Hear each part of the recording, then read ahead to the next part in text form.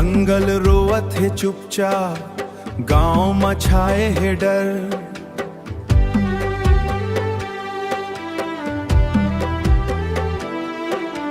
हिड़मा दादा सोचत बैठे, काबर बदल गे ये डगर। पहले मांदर बाजत रहिस, मेला भरत रहिस गांव। अब सुनसान रास्ता लागे, चुप हो गे सब नाव। माटी मांगे शांति दया, लइका मांगे पढ़ाई। हिड़मा दादा मनमा बोले, कब लौटही हसी नहीं। ओ मोर बस्तर रे, शांति के बात सुना। शांति के बात सुना, जंगल नदिया पहाड़ बचा ले, माया के दिया जला। जंगल नदिया पहाड़ बचा ले, माया के दिया जला।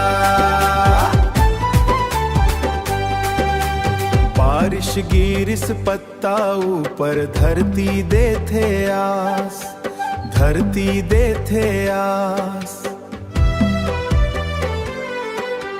बारिश गिरिस पत्ता ऊपर, धरती देथे आस।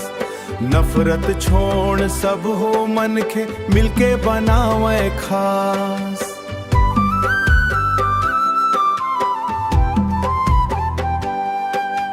मांदर फेर बजही गाँव मा, नाचही सब संग संग।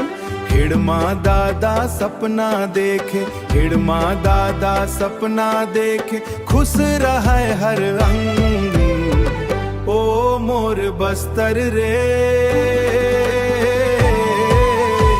शांति के बात सुना। जंगल नदिया पहाड़ बचा ले, माया के दिया जला। माया के दिया जला, माया के दिया जला।